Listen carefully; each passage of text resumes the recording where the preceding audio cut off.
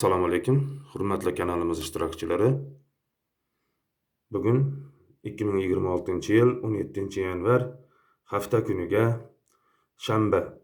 Bugungi videomiz nok o'simligiga bag'ishlanadi. Bilamiz, nok o'simligi O'zbekistonda eng suyib iste'mol qilinadigan, eng sevib iste'mol qilinadigan meva hisoblanadi.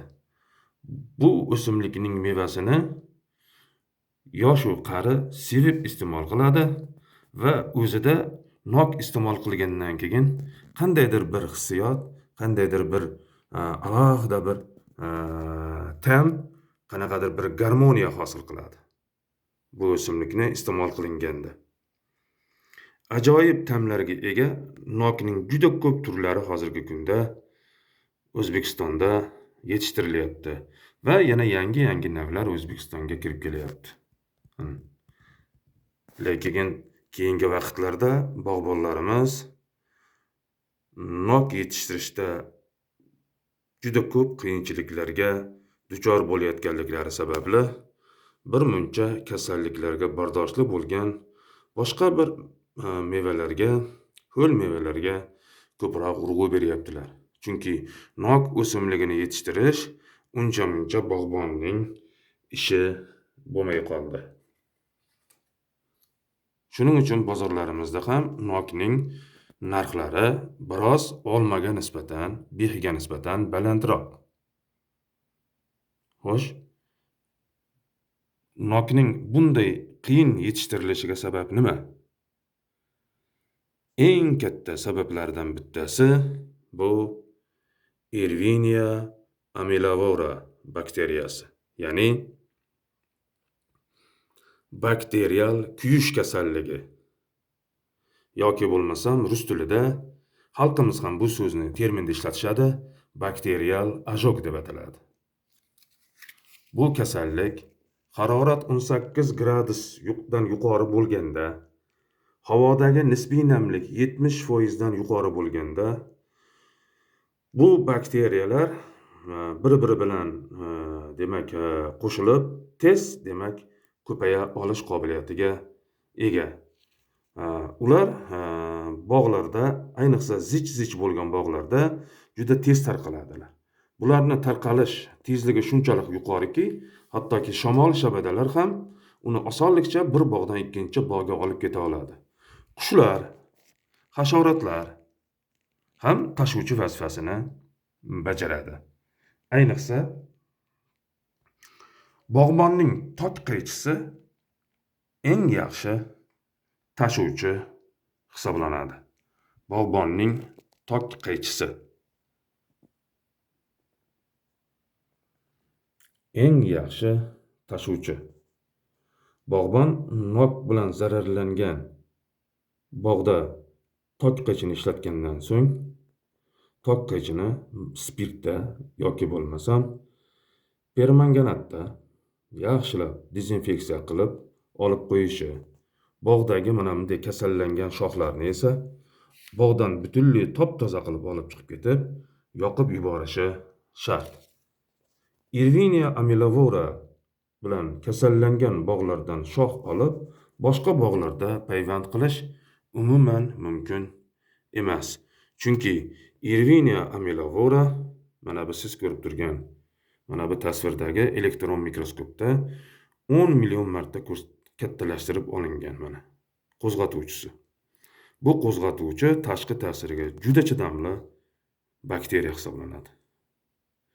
Namlik yuqori bo'lishiga, harorat yetishiga o'zini juda komfort holatda his qiladi va tez ko'paya boshlaydi.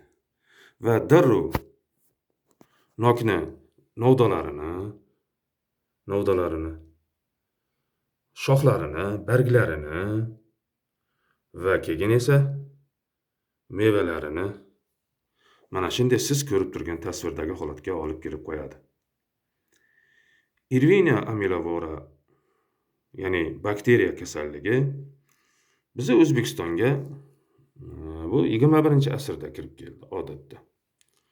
Bu kasallikning kelib chiqish vatani Janubiy Amerika hisoblanadi. Keyin Shimoliy Amerikaga, keyin Yevropaga, keyin Yevrosiyo va O'zbekistonga bu kasallik kirib keldi. Bu kasallik karantin qo'zg'atuvchisi hisoblanib, bu kasallik tarqalgan joyda karantin tashkiloti, karantin xodimlari ishlash kerak va kasallik tarqalgan bog'larda alohida demak dezinfeksiya ishlarini olib boradilar. Xo'sh, bu kasallikni qanday qilib yengish mumkin? Odatda bu kasallikni yengishning umuman iloji yo'q. Lekin bu kasallikni oldini olish choralari aniqlangan. Butun dunyoda eng keng ishlatiladigan va ko'p mamlakatlar samarali ishlatib kelayotgan bir preparatni ko'ring, e'tibor bering, diqqat qiling. Mana shu preparat mana. Hammamiz yaxshi bilgan preparat. Streptotsid. 300 milligramli, ichida 10 dona bo'ladi. Odam aptekasiga borsangiz, bor yo'g'i 4000 so'mga beradi. Juda arzon tabletka. Bu tabletkada 10 dona bo'ladi, mana 10 dona. Bu tabletkadan siz 10 donasini 10 litr suvda eritasiz. Yaxshilab eritasiz. So'ng mana bu preparatga e'tibor beramiz. Tetratsiklin preparati. Tetratsiklin preparatidan ham 6 dona olib, yaxshilab eritib turib, 10 litr suvga aralashtirasiz. Yaxshilab aralashtirib turib, bakteriya kasalligi hali kelmasdan oldin, gullashdan oldin bir marta guli to'kilib, changlanib, to'kilib bo'lgandan keyin, bir hafta o'tgandan keyin ikkinchi marta ana shu preparatlarni sepasiz. Bu preparatni bir yilda bor yo'g'i 2 marta ishlatish mumkin. Xolos. 3-marta ishlatish maqsadga muvofiq emas. Chunki bu preparatni nokta ko'p ishlatish Yersinia amylovora, ya'ni bakteriya qo'zg'atuvchisini bu preparatga nisbatan ko'nikma hosil qilishiga, adaptatsiya hosil qilishiga sabab bo'ladi. 3 yoki 4-marta qo'llaganingizda Yersinia bu tabletkalarga nisbatan bardoshli bo'lib qoladi. Shuning uchun bu preparatni biz bor yo'g'i 1 yilda 2 marta ishlata olamiz, xolos.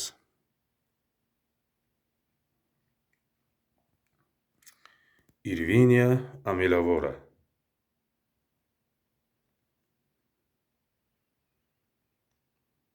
Bu virus, bu bakteriyani oldini olish uchun kech kuzda barglar to'kilib, amal to'xtab, nok qishki uyquga ketganda 3% bordo suyuqligi bilan ishlash juda yaxshi samara beradi. Va bahorda, taxminan fevral oylarini 20-sidan keyin harorat 2+3 gradus harorat yoki bo'lmasam maksimal 5-6 gradus harorat bo'lgan vaqtda bordo suyuqligini 2-marta qo'llash maqsadga muvofiq hisoblanib, Yersinia amylovora bakteriyasini rivojlanishini bloklab qo'yadi.